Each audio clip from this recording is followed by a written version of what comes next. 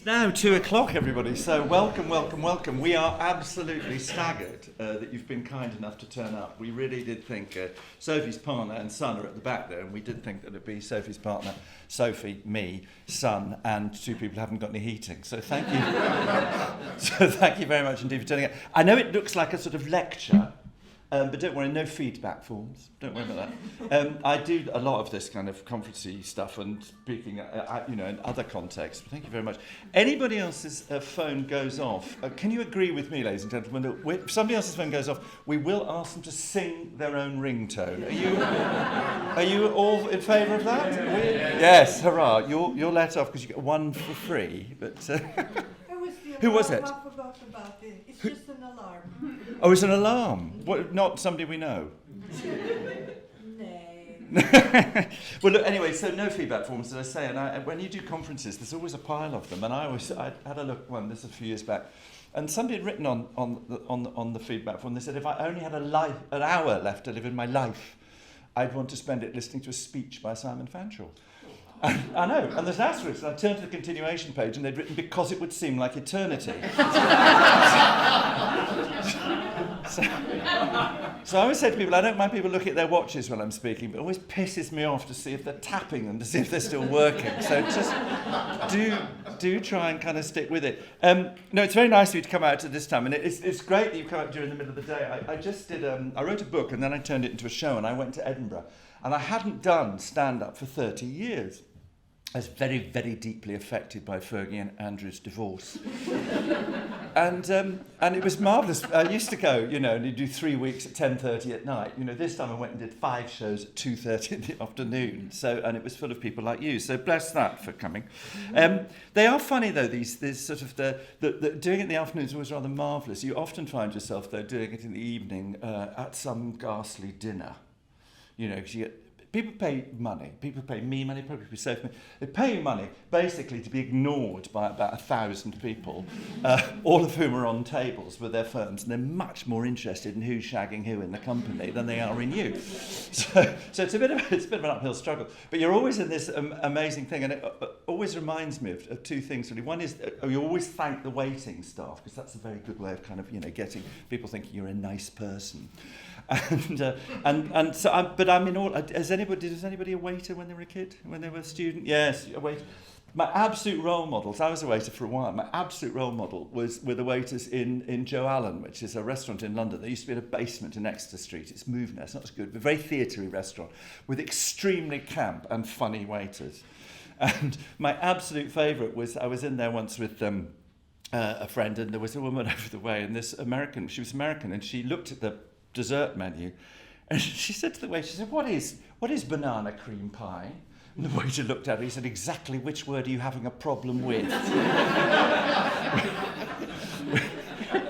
and I once did Jeffrey Archer does or prisoner F8282, as I still fondly like to remember him, but he did an auction once at dinner I was at, and something happened, and I tell you this because I think it's the most perfect description of power, of the power dynamic. And he's sitting there, and the waiter comes by, and he says, waiter, he said, I want more butter.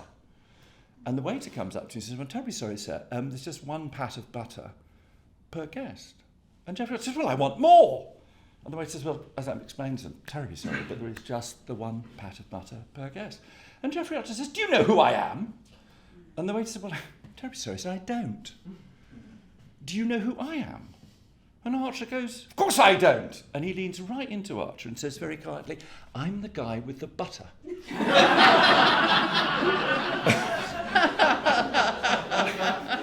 And doesn't it describe power so just absolutely perfectly? So just a bit about me. I grew up in a lot of people say I'm very middle class, which always infuriates me because I am upper. My mother, I grew up in this, I talk a lot about my mother, who's now, would she be 106, I think, this year. But I grew up in this sort of environment where, very sort of upper middle class environment, where people like her could speak without actually moving their lips at all. So you just, and, and I didn't understand much of what she said for the first 10 years of my life, to be honest. And so then obviously came out when I was a student. So, if you hadn't caught that up already, there will be visual clues as we go through the day. So I came out when I was about 17, and I remember saying to my mother, because you don't know what language to use, do you? These days, people use this. Those days, it was slurs, whatever. It wasn't as popular as it is now. Being gay is so popular these days, isn't it? Well, do you know what I mean? It's kind of got this ridiculous glamour. You know what I mean? If you're a kid in a primary school or the playground in North London, no one speaks to you if you don't have a lesbian aunt or a gay godfather. Do you know what I mean? You're a social pariah. But in those days, not the same thing at all. And I remember saying to my mother, I thought, what word? Nancy, Puff, Ponce, Queer Bender. What do you say? She said, oh, Nancy, Puff, Ponce, Queer Bender. Is that a friend of mine? So this is just to tell you, this is sort of where I grew up, really. And Sophie is very clever. This is the important thing about this dynamic here. Sophie is a professor of neuroscience, and we'll get into that in a moment. So what we're going to do really is you've laughed, and we're going to think about why you've laughed and what laughter means. But I would like to just say a couple of other things too. It's just, I want to tell you 3 jokes by Barry Cryer, who was a very dear friend of mine and who died. Just to say before that, my name's Simon Fanshawe, I should have said, and this is Sophie Scott. At Fanshawe, when I was at junior school, my nickname was Fanny. When I got to senior school, they just called me cunt. Now, so we ought to talk about that joke later on, because that's an interesting one. But Barry, I'll just give you these 3 jokes from Barry, because the first is, you may have heard, because it got quite widely circulated, but I'll tell you anyway. This is the last joke that Barry ever told. And he told it to the nurse about an hour before he died. And the joke is this: there's a couple walking through the park, and the woman sees a man sitting on a bench, and she says to her husband, that looks like the Archbishop of Canterbury. Go and ask him. So he goes over, comes back, and the wife says, well, was it the Archbishop of Canterbury? What did he say? And the man said, he just told me to fuck off. And the wife says, oh, well, we'll never know then, will we?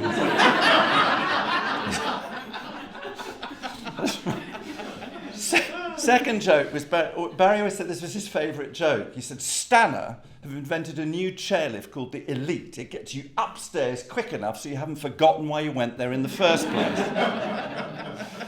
And the third joke, and it was very funny, when Barry died, loads of us tweeted, and then we suddenly realised we were all tweeting the same thing, which was how we'll miss those phone calls.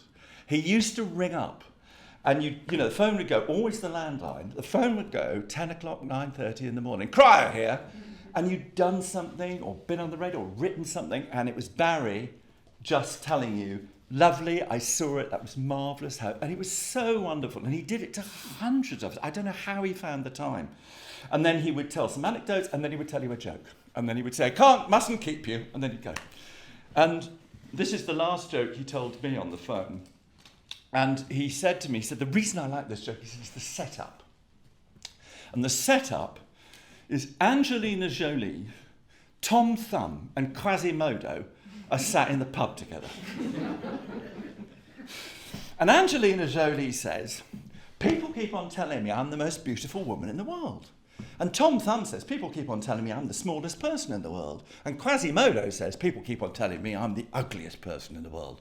And they go, right, says Angelina, let's sort this out. Drink up, we'll get a cab, we'll go to the Guinness Book of Records, sort it out. Let's get in a cab, go to the Guinness Book of Records, into the office. Angelina goes, she comes out, she says, it's official, I am the most beautiful woman in the world.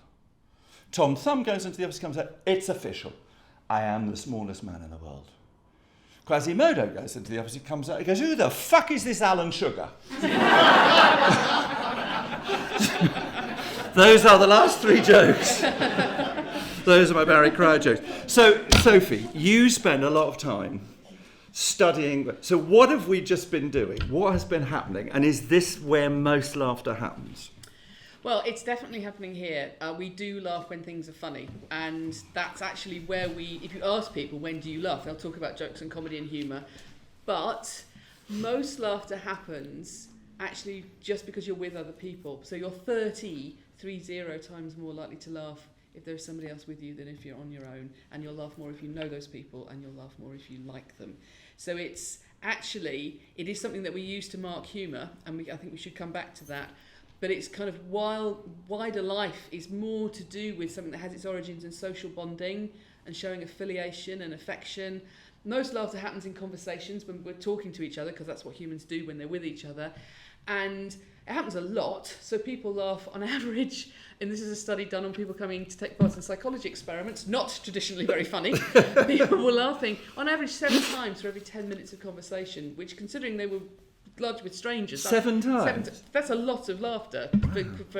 And that's like almost like the baseline. And we found that if you have pairs of friends talking, on average, 10% of the time is spent with them both laughing, and that's an average. Some people are laughing even more than that. When people, so there I was talking and they were laughing, but when you're talking in conversation, does the person talking laugh more than the person who's not talking? Well, actually, you're exactly right. So although we sort of think, oh, someone says something and then we respond with laughter, that does happen. But actually, in conversations, exactly like you say, the person who laughs most frequently at any one point in time is the person who's talking. So you're showing with your communicative act, you're trying to get the person that you're talking to show that they agree with you or understand you or recognise something that you've said by joining in with the laughter. You're trying to get them laughing as well. So it's extremely communicative in those settings. You are not just responding to people with laughter, you're actually using laughter to try and get people to join in with you.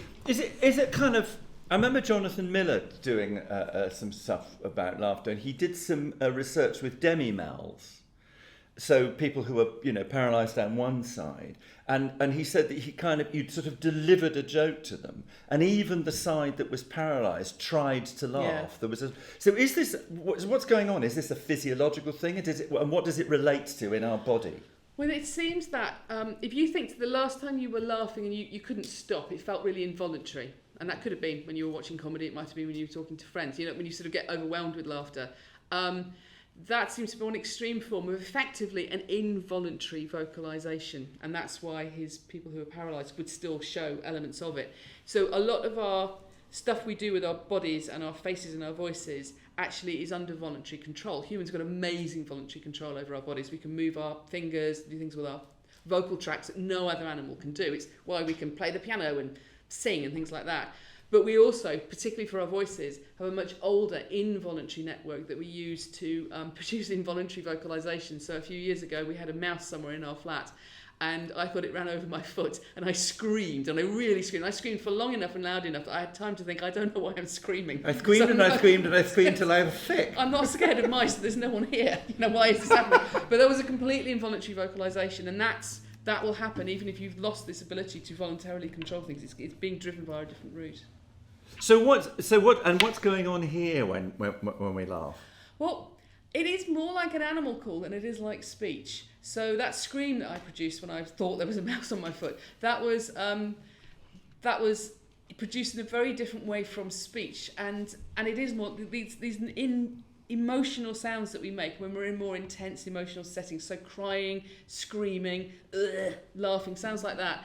What we do when we produce those is we make sounds the way all other mammals vocalise. We open our mouths, and we might have a particular facial expression, but we do things in our larynx, and we just sort of push a sound out. When we speak, we do loads of fancy stuff inside our mouths with our tongues and our soft palates, and there's actually no other creature on the planet can do what we can do with our articulators.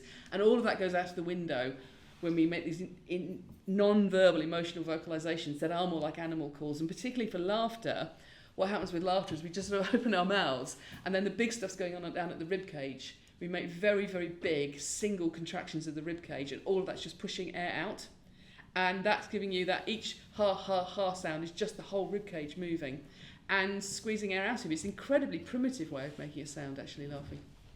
And we get breathless. Yes. Why do we cry when we laugh? Good question, and you'll find that I often answer this way for laughter. We still don't know for sure. Humans are the only animals that produce emotional tears. So all animals that have got eyeballs will produce extra tears if there's an irritant or something toxic and they need to wash the eye out. We do that, but we also produce tears when we are in an emotional state. Put your hand up if you produce tears when you're very sad, when you're crying. Put your hand up if you produce tears when you're laughing hard. Put your hand up if you produce tears when you're angry. It's pretty much always the women. There we go. Yeah, no, not any. Now, what would link those three? There's something there potentially about helplessness. You And certainly when I've got angry and I've been feeling completely righteous, I don't cry. So the bottom line is we don't know. I think it's potentially something to do with intensity and helplessness, but certainly for me, when I'm laughing hard, the first thing that happens is tears start squirting out of my eyes like I'm a cartoon character. So there is something about that intensity that we're sort of showing how deeply we're feeling that emotion. So when this involuntary thing, but nonetheless, you were saying before when people are with each other, so we provoke laughter in each other. So when we're together, we laugh, and you can tell it, can't we? When you're watching telly on your own, and it's very funny, you don't laugh out loud, but if a friend's there, you do laugh out loud. So there is a contagion. Yeah. What's going on in the contagion? Why does that happen? And is that something we learn, or is it something that's biological, physiological? I mean, do babies do it and stuff? It seems to be learnt. So babies, humans do actually show a lot of different contagious behaviours. Yawning is really contagious. Blinking is really contagious. Most of the blinks that you do are happening just because you've seen somebody else blinking. Coughing can be contagious. Scratching can be contagious. Laughing is contagious. And these are all things that we learn. They're very affiliative. You're much more likely to catch a yawn from someone you know than someone you don't know. And actually, that's not specific to us. Contagious yawning you find throughout nature, where you find social animals. Dogs do it, chimps do it, but tortoises do it, and budgerigars do it. Contagious yawning is sort of showing I'm part of the same gang as you. Again, so just out of interest, how does that mean you've spent a lot of? I mean, are we spending good taxpayers' money? Is my point for you to watch tortoises yawn? That's my point? Sadly, no. Because I'm down for that. I'm very much down for that. It's a wider research field, but it seems to be so. It's learnt, and it seems to be affiliative. It's very social. Very, very strikingly, humans are, contagious yawning, contagious scratching. Orangutans do contagious scratching. Because when an orangutan does this might be useful for you, it means they're nervous. So they scratch nervously. And when another orangutan joins in, they're kind of going, yeah, mate, I know what you mean. It's still affiliative. But the only animal that shows contagious laughter is humans. And there's a scientist, good taxpayers' money is going on this, there's a scientist called Marina de Villa-Ross down in Portsmouth University who has really looked for this. And although you find laughter in other apes, which is who she's looking at, you'd find things that are very similar to human laughter, but they do not laugh contagiously. So it's something we learn to do that seems to be specific to us.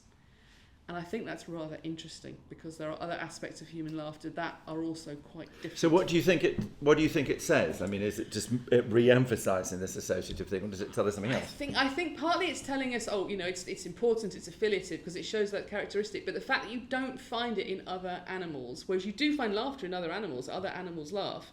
Chimps laugh very like You mean us. laugh in the sense that from their stomach and it's involuntary and that all that happens? Yeah, and even chimps have two different kinds of laugh. They laugh differently if they are tickling each other or being tickled than if they're trying to make play last longer, which is a bit like our kind of conversational laughter and our more intense laughter. But chimps, like all other animals as far as we can see, for laughter to happen have to be physically engaged in an activity. There has to be like rough and tumble play going on. Whereas laughter for humans, or tickling, something like that, it's physical contact. Laughter for humans, even from babies, when babies are really tiny, doesn't require physical contact. So you can tickle a baby and it will laugh, but you can also play peekaboo with the baby, and that will make a baby laugh. And that peekaboo makes no other animal laugh. Being silly, talking in a funny way, tearing up paper, all the mad things that will make babies laugh only work on humans. To get other animals laughing, you need the physical contact. So there's something about laughter that can jump the gap, and I think that's the same with our contagious laughter. It can jump from one person to another without requiring that physical contact. And I think that might give us the roots to why humans do seem to be the only animals that show something that looks like humour. It's got this distance. When you said that the baby in sort of tickling or doing something, but actually if you just laugh at a baby, does the baby then laugh? No, not initially. And there's a guy called Caspar Adamant, again spending good taxpayers' money on this. But I don't wish to be a fully paid up member of the Taxpayers Alliance. I was just merely making them. It's pretty clear that babies do not. One of the things that happens when a baby laughs, if you tore up paper or you played peekaboo, the baby laughs and then the parents join in. So the parents laugh contagiously. And effectively, that seems to be one of the mechanisms that we teach the babies to start doing this. We model it, we can't not do it, because we've learnt to do it so well. But that seems to be the pattern. You don't find... it's like there's something very truthful about babies' laughter. They only do it if there's something that's genuinely really amused them. Yeah. They're not catching it from anybody else. So how quickly do babies learn that contagion? Do you know? You don't? We don't know. We don't know. I am trying to get some money to look at this essential scientific question, because I think it actually will tell us something really important. My son has got the misfortune to have scientists as parents, and I'm very sorry about this, Hector, but I did do some experiments on you when you were a baby, because I was like, right, finally got one of these, let's have a go. Stop laughing, you know. To be honest, you're lucky she didn't study insects. You'd be pinned to a cork board when you were 3. It could have been worse. But I was very interested. I can remember that I used to take Hector to Comedy Club for Kids, which is a fantastic show where they do stand-up comedy it's all aimed at children. So you get real comedians from the circuit doing shows aimed at children, very age appropriate. It's mostly peekaboo, by the way. And I can remember that the second time I took Hector, he was laughing really strangely. He was producing a laugh I'd never heard before, and he was maybe like 4.5 years old.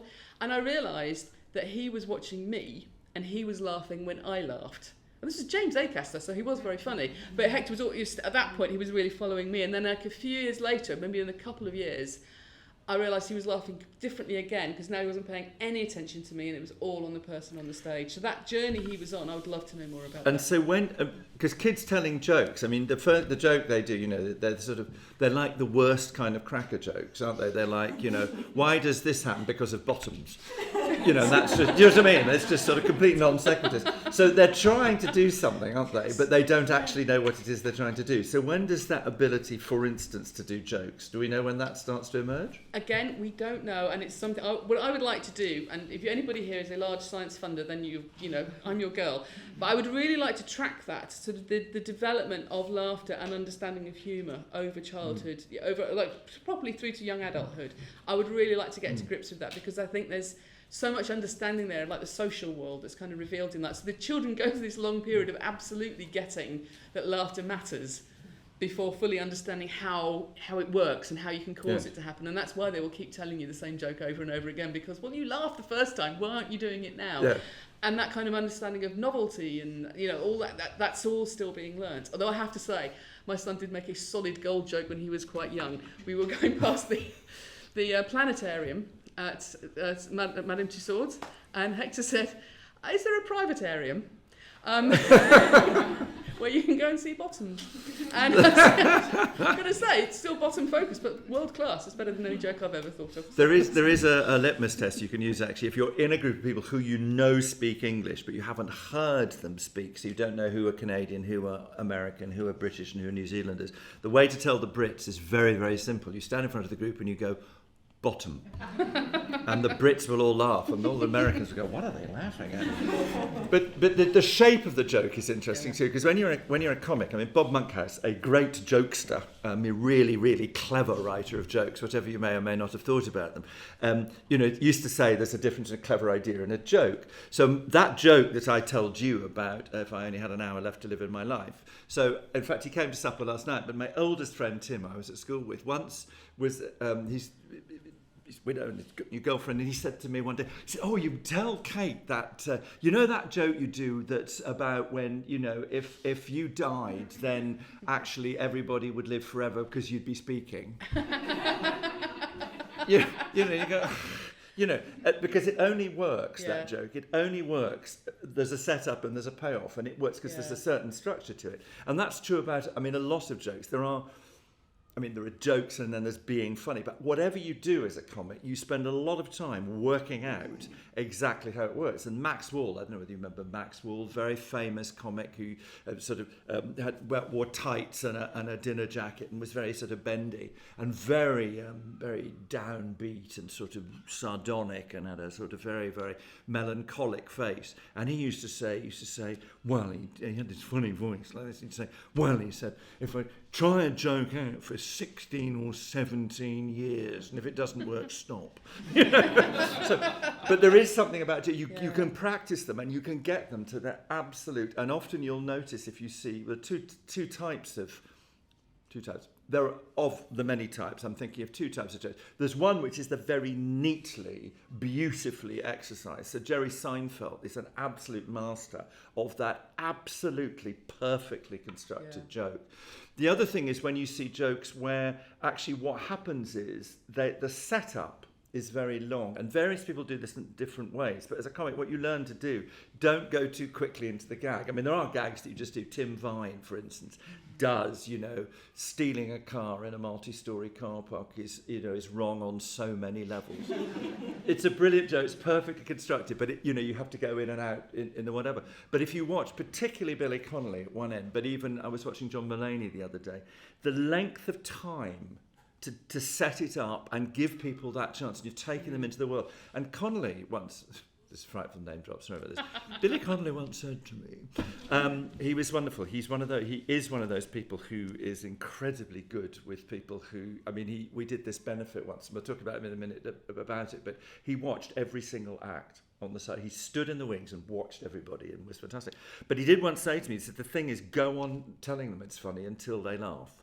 Because you think it's funny, so eventually you will tell them how it's funny, and you just go on and on and on. So talk a bit, if you can, about the shape of jokes and why it is that certain shape of words will have a laugh. All of you laughed at the same time, and I knew you would. So what's going on there? Do we know? There is a world of laughter, humour psychology, which seems to be dominated by people who've never ever seen any comedy or ever found anything funny, because what they tend to do is take a joke and then explain why it was funny retrospectively, and they can't tell you, well, why is that shape funny? What is the shape of things? But I think there's a great deal of things fitting in there. I worked a bit with Mark Kelly, who's a guy he did a lot of stand-up in the 80s, and now is a writer. And he's just always working a live crowd, as stand-ups are doing. He found that you could start saying, when he got an audience laughing, he could tell something that had the shape of a joke, which actually wasn't funny. Yes. So it didn't have a proper punchline. But he got to the end of something, and he indicated he got to the end of something, and the audience would laugh. And he'd do it the second time, they'd laugh a bit less. If you did it the third time, they're like, no, go back to the jokes, we know what you're doing. So there's a part of it is literally your prosody. I am marking to you. And there is something, I really wish I could get money to study this, because there's something very, very interesting about what stand-ups do when they've got to the end of the line, they've said the thing which is funny, to then indicate that this is not just, this is the point at which you can laugh, but also to stop talking.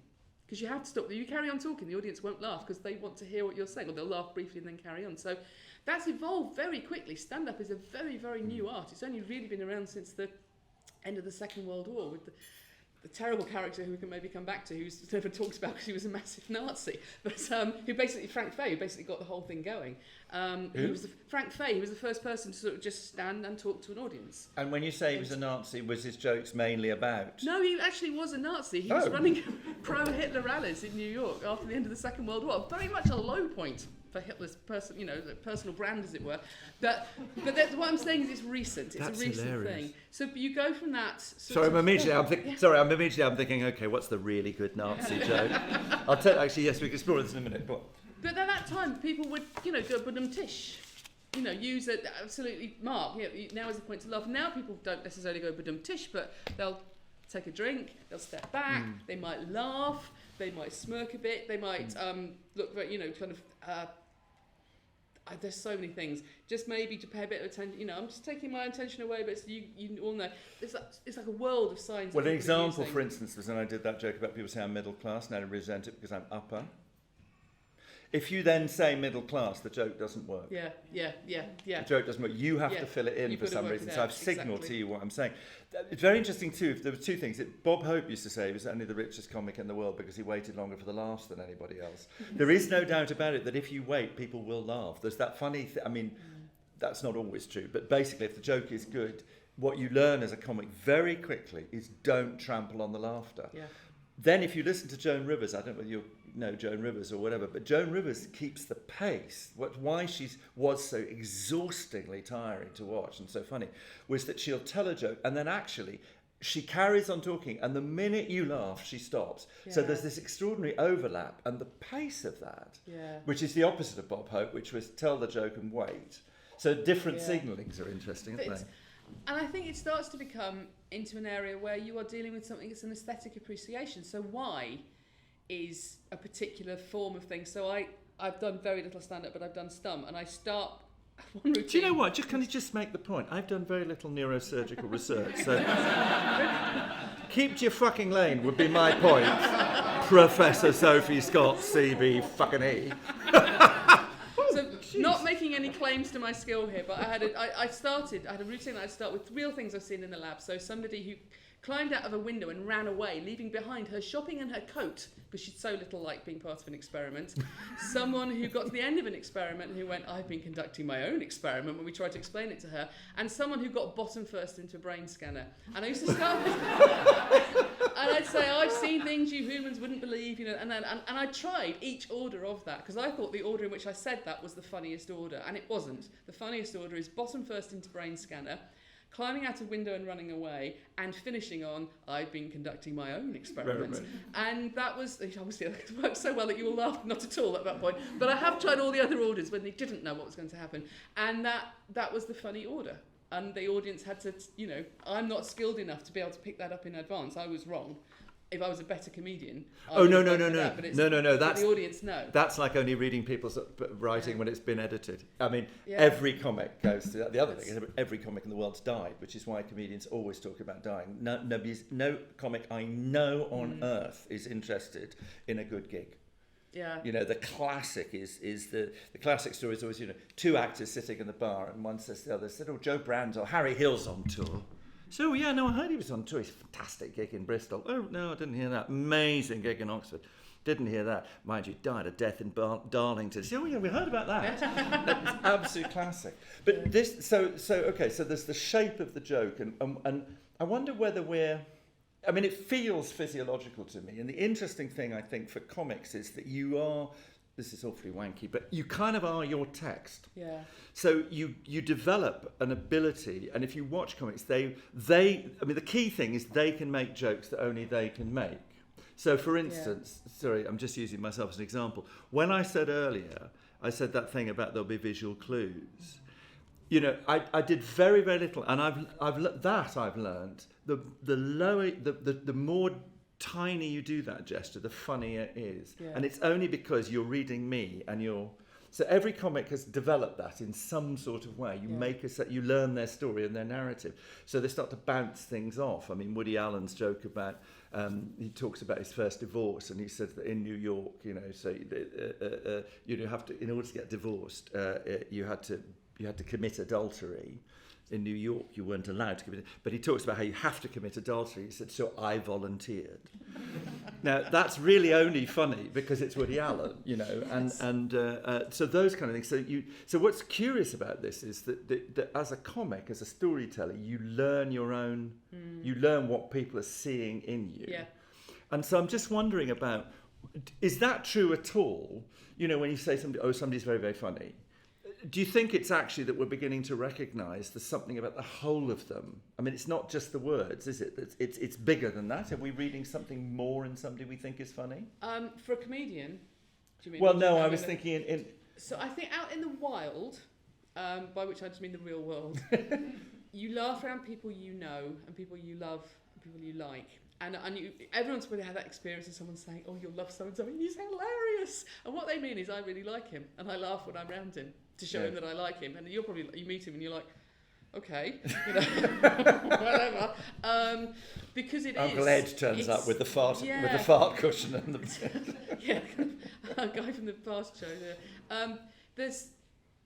When people talk about somebody else being funny out there in the real world, what they're talking about is their reaction to them. And sometimes that person is really funny, and that does happen. There are funny people out there in the world, but it's what we are reporting on actually is our own experience of how we laugh around them, which we attribute to them. Is actually it's our own experience that we're picking up on. So we attribute it to them, but actually it's us that's doing the laughing. It's us that likes them, and maybe they like us as well. And that's why they laugh as well. But it's a largely emotional, social emotional kind of connection that you're picking up on. I think and I think that's not entirely different with comedians. If you can think of a comedian who you do not like, I bet they do not make you laugh. You know, and people will rate a joke as funnier if they think it was told by someone who's known to be a comedian than if it was told by somebody who's famous, like Jamie Oliver, but who's not a comedian. Yeah. So it doesn't matter who actually told the joke if people think it was told by the comedians. There's something about that social role. Well, that's why I told the Barry Cryer jokes, because we wanted to see what happens, and there's a recognition in that. Yeah, and if you said these are all jokes told by the late Queen Mother, people might have laughed, but they probably, you know, it's not. She's some distance from that kind of world, that social role. So it's never divorced from your appraisal. So I think that's why you're exactly right about you become your own text, because you learn what exactly the people are still laughing at their reaction to you. So you work on that. Because it is I mean, I think being funny, and that I often am asked, what about, can we open that door again, do you think? Because I think we're all beginning to feel we're in a sort of, you know, one of those containers being driven across the Balkans, about to be trafficked into goodness knows what. It's boiling, isn't it? I know, it felt like we were all having the menopause, didn't it, suddenly, you know? Lost my train of thought. Yes. So now, what I was going to say now. So now we've talked about kind of jokes and stuff, and the way in which, in a sense, comedians are playing into a physiological thing, and we're learning how to do that, and we're learning our own text, and then we're looking at the way individuals we all react to each other. So that's not about jokes; it's about affiliation and whatever. One of the things that increasingly I've noticed in some of the day job work that I do is that people come and ask me to talk about, you know, so-called banter. Yeah. So office jokes. And what I often say to them is, well, you're not comics. There's so much stand-up around at the moment on television and, you know, streaming and YouTube and blah, blah, blah. Everybody's got their favourite comic. Everybody, you know, people go to comedy now and so on and so forth. And the trouble is that people think they're comics. Now, one of the things about comics is we know. So when I did the Fanny joke, I know what's going on in that joke and I know what I'm doing. And if you notice the way that I did it, Fanny goes there and then actually almost threw away the punchline, and I do it because I know what a powerful word that is and the potential of that word and so on. So in other words, you learn how to do it. Yeah. And what I'm always saying to people at work is, you're not stand-ups, Yeah. because you don't know the audience. They're not your audience. So what's going on there where people are being? I mean, they're trying obviously to chum up, but one of the things that strikes me about it is that banter is actually, it's divisive, and deliberately so, actually. So we think of laughter as being unifying and affectional.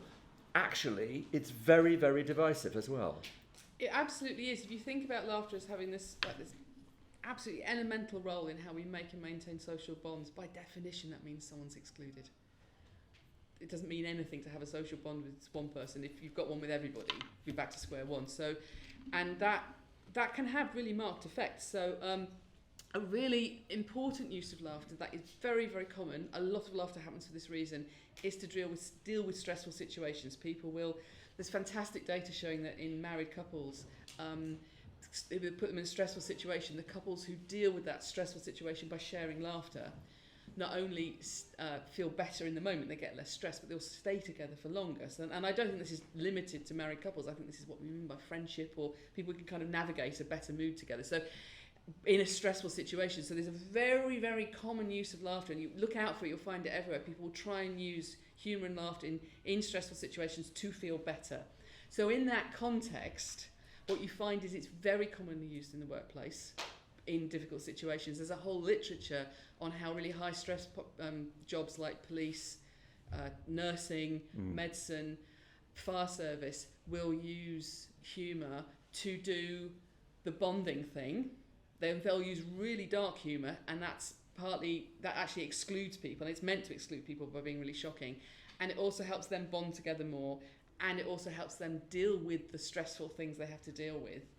But of course, take a step back from it and it can look appalling. Like there's that continual run of stuff coming out about the police and the fire service and what they're sharing in WhatsApp groups at the moment. And I guarantee to you, all of that was meant to be funny in the moment. And as soon as there's any daylight shone on it, it looks beyond appalling. It's absolutely inhuman what's happening. But that's an extreme form of it. But that's kind of banter taken to the extreme, exactly for these bonding reasons.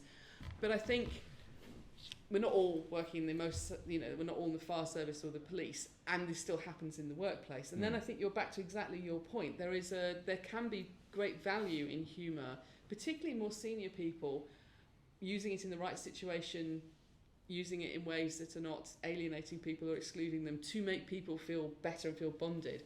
But that's a very hard skill to learn, and a lot of people can't do it. Obama seemed to be very good at it. He's a very, very skilled use of Clinton as well.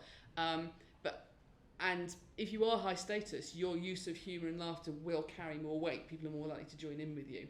So it can be very powerful, and it can also be even more divisive. But I think that's right. That's what's so important about it, isn't it? Because when for instance, I always got furious with so-called comedy critics, who, sort of the rather, the more sort of kind of lefty ones would sort of go to sort of a Jim Davidson gig.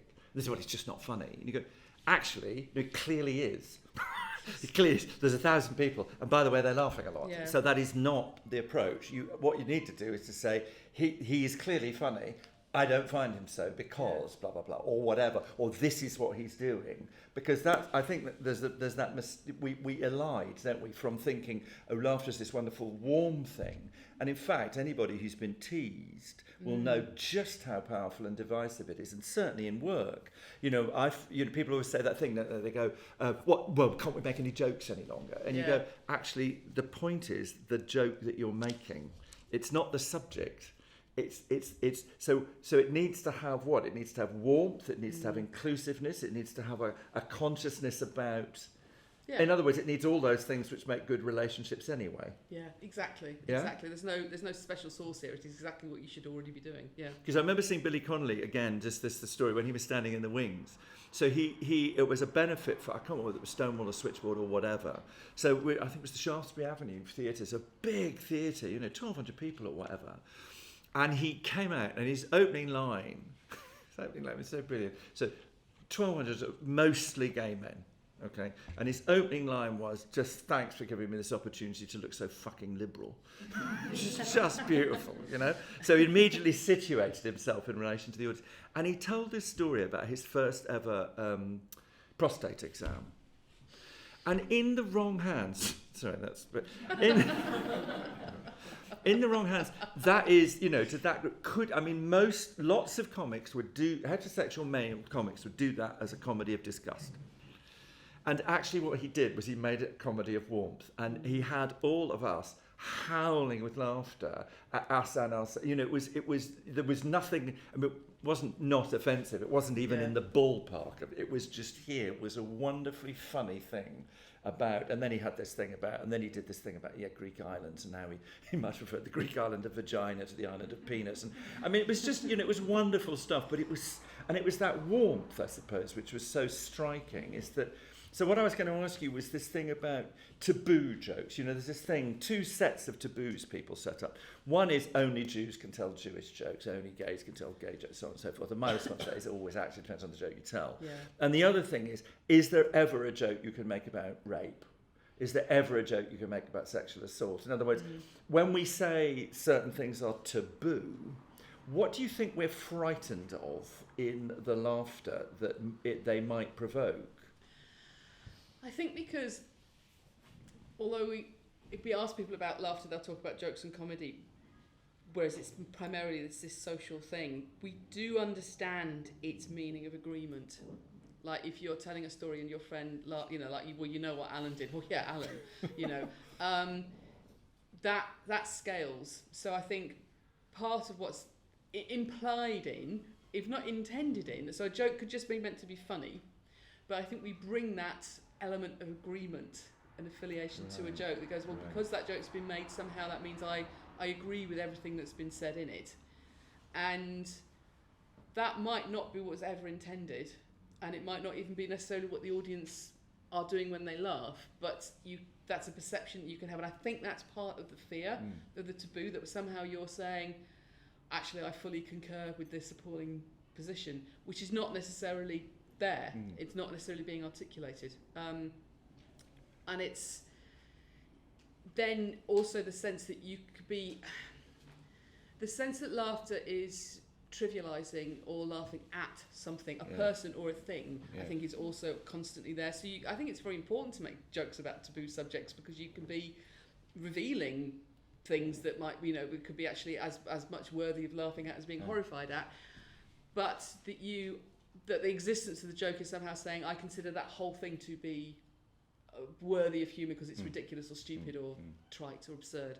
And that's not necessarily what's intended by the person producing the joke or the people laughing, but I think that's another element of the film. And that's happening, I mean, rather more now than it used to. I'm not going to use words that are, sort of woke or cancel culture or whatever, but there is a level of sensitivity about that stuff now. Which, I mean, this year in Edinburgh Festival, for instance, there's a comic called Jerry Sadowitz. I don't know whether you've ever come across Jerry. Musician, Sadowitz looks like Punch, as in Punch and Judy, and is in one sense is kind of completely offensive. But he's a clown. When you see Jerry, he's this sort of weedy, Punch-like, angry child. And there's something also, too, I think, about comics being angry children is quite interesting because it's impotent. If you watch Tommy Cooper, very angry, but it's impotent. There's a whole lot of failure going on in there.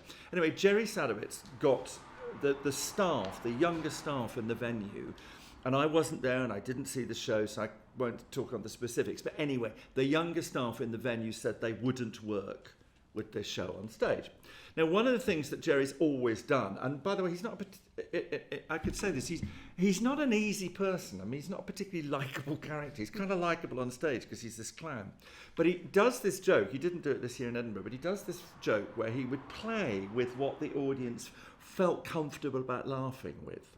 And he would say, I know, there are things that I say that you think are offensive, and there are things that I say, well, sometimes it's me, and sometimes it's a character. So I've got and he'd have a table of hats at the back, and he'd say, so when it's a character, and you can laugh, I will wear a hat. And when it's just me, I won't wear a hat.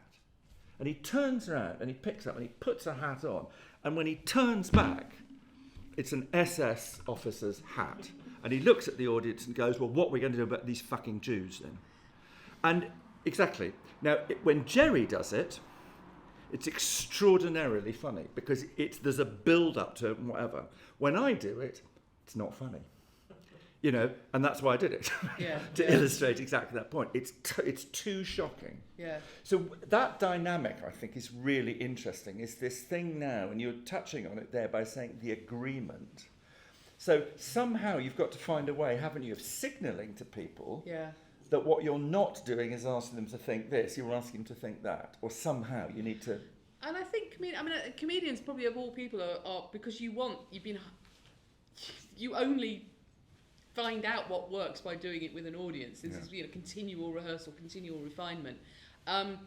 You're already trying to go in the direction, you don't want the audience to get upset and angry, you want the audience to be laughing, so that's the direction of travel for the jokes.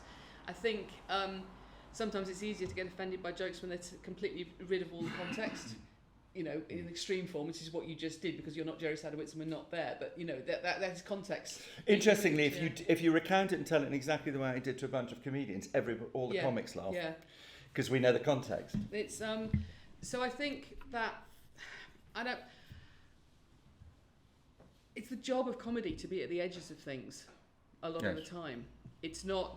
Because we want comedy to be... People really like novelty in comedy. One of the worst things you can do is inadvertently produce a joke that somebody else earlier in the evening has said. Or, as has happened to a friend of mine who was complaining, he did lots and lots of gigs in London and he would forget where he'd got to in his set. Have I said something already? Or was it earlier? And finally repeated himself, and he was repeating himself within the same set. And the audience hate it. They hate it. Yeah. We want verbal fluency. We want novelty. We want all these things. And... that's something that's, is already, it's it's a huge part of it. So that must by definition means you're going to be at the edge of things if you're saying stuff that hasn't been said before. Yeah. And if you watch audience, sort of teasing of audiences, I mean, you do, as a comic, you can say the most terrible things to people, which you wouldn't say socially at all. It's like ventriloquism. Yeah. The puppet. What you're laughing at is the ability of the ventriloquist through the puppet to say these appalling things. And that's fascinating, I think, because you can... I'll tell you one thing. I once did a show in Edinburgh, and so I deliberately constructed it so that there was one story, A, another story, B, and then another story, C. So you start story A, then you start the story B, then you finish story, and then you start story C. When you finish story C and go back to an absolute, you repeat the same phrase that you'd used when you left story B. The minute you go back to story B with the same phrase, people just ignite. Yeah.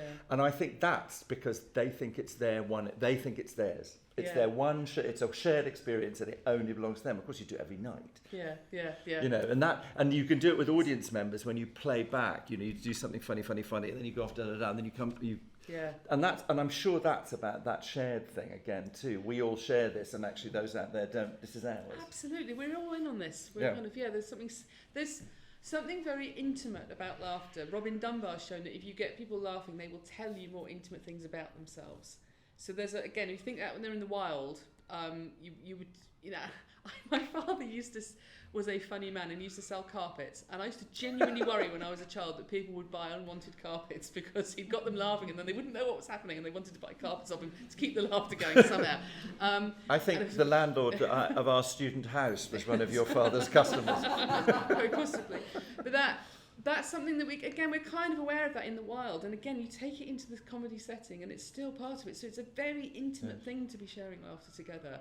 Even if you're not going to be telling all your secrets to everybody else in the audience, you're still that sense, you know, that's a closer sense of emotional closeness than you would have with everybody else who's not there in that room. And it's interesting, having told the Sadovitz joke, or explained that scenario. In my head now, there are two things. One is there's a recording. Somebody could easily just take that, and I'll be on wherever saying, you know, what about the, etc. And the other thing is there's a bit of me inside that's now worried that you don't like me as much as you liked me before. Which is, and that vulnerability is exactly what you seek as a comic, though, curiously. That's why we talk about dying. By the way, would you like to ask Sophie, particularly, she's much cleverer than me, but you can certainly ask me a question if you like, but she's more... But.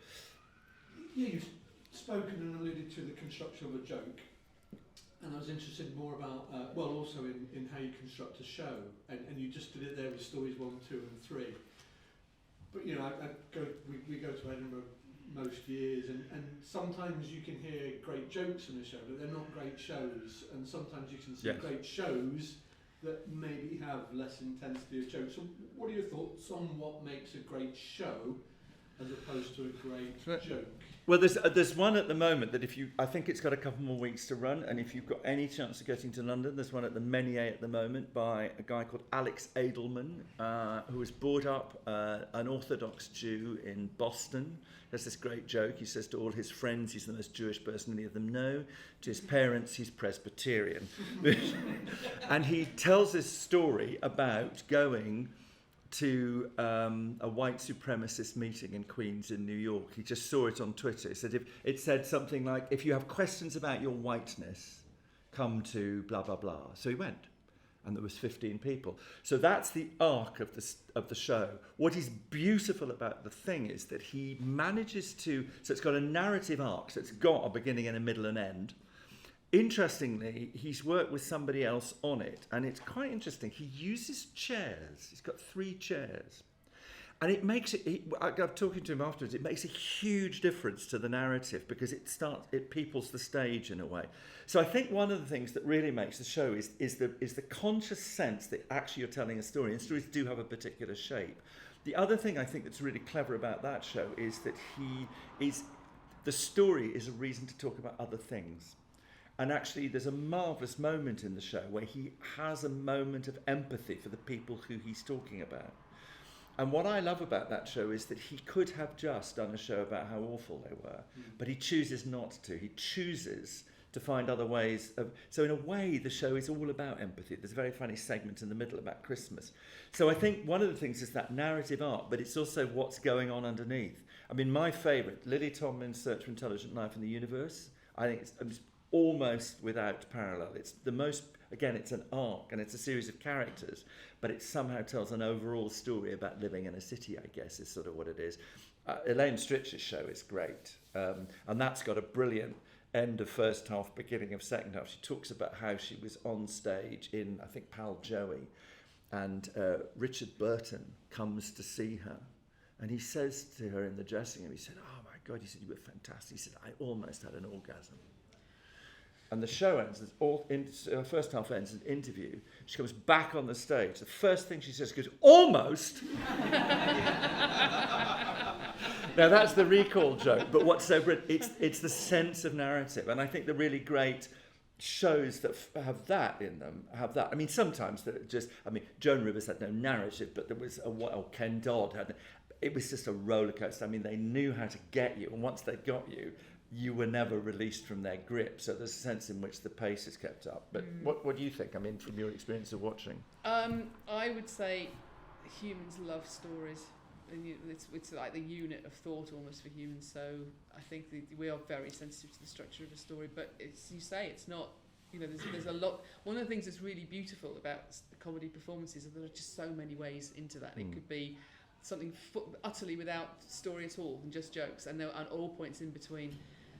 There's something about expertise in what we like in our humour, and again, what that means could be different from comedian to comedian. But we're aware when it's well done.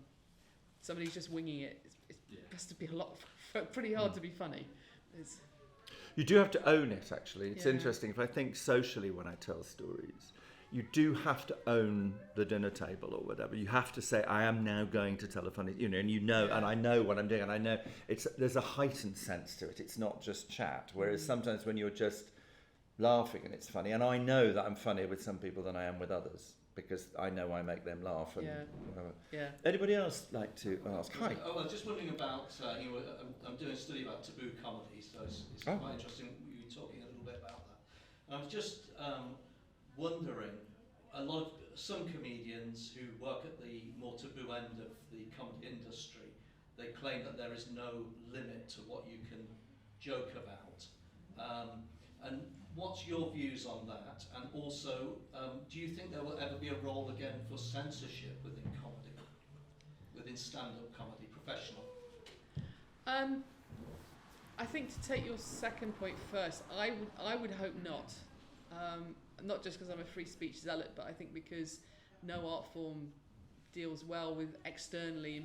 People are censoring themselves all the time. We're not, no one's just a screaming id. And I think bringing extra kind of constraints on top is just not good for any art. In terms of things you could never tell a joke about, I have heard a very funny rope joke. I now can't remember how it went, but it was something about, she's scared of being raped, I'm frightened of being kidnapped. And it was being told by a man. It was clever because he sort of he was making a fool of himself for sort of diminishing a woman's concerns, and then, putting a slightly, like he's probably not going to be kidnapped, actually is the punchline. It was cleverly done. So it's about, I think it is always less to do with the topic and more to do with exactly how you position yourself in relation to it.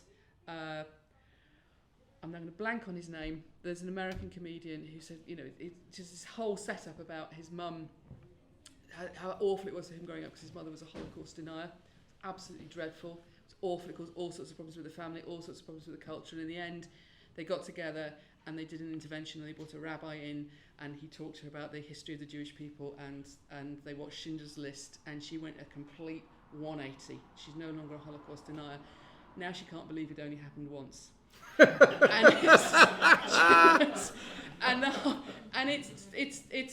It's a sort, it's kind of perfect, but it's perfect in the construction. It's not perfect because it's funny to laugh at the Holocaust. It's going to be, it's the structure. There's the funny thing, and I think we should allow that. I'll remember his name and send it to you for the Facebook thing. They're wonderful. I think there's something too particular at the moment, which is in the realm of the sort of no debate kind of approach to life, which is that something that's going on at the moment is that the subjective is now becoming very, very powerful. So Meghan Markle is walking in her own truth. And I'm not even being satirical here. That is the phrase that she chooses to use. So as she walks in her, Jimmy Choo shoes through her own truth, my own truth. What happens then is that if you joke about somebody's gender identity, for instance, or their sexual identity or whatever it is, there's a sense now that is being taken in a kind of hyper-personal way. So it's like the taboo is shifted. Instead of it being a joke about a phenomenon or a thing, it now becomes apparently some kind of personally taken sort of denial of my existence type thing. So I think something's shifted, which makes people unable or unwilling to experiment and unwilling to be uncomfortable and think, well, I don't feel comfortable in this situation. I don't like people talking about this. I don't find this easy. But actually, there's an element to which it's taken more personally as subjectively now than it was some time back. And I think there's been a shift recently in that way. And I mean, I know that, and comics are finding it really aggravating. I mean, people are saying, look, the whole point of this is not to do that. You know, we've got to be the judge of our relationship with the audience. So I think something strange is happening and people are kind of pushing back. But I would root it in that sense of subjective. And I'm also kind of free speech nut, really. I just think, well, that's part of the deal.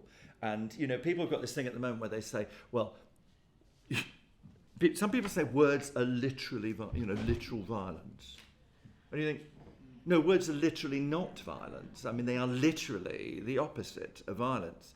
And if words were violence, if words were actions, you know, then when you said fuck, you'd actually have an orgasm. And our builder would never leave the house.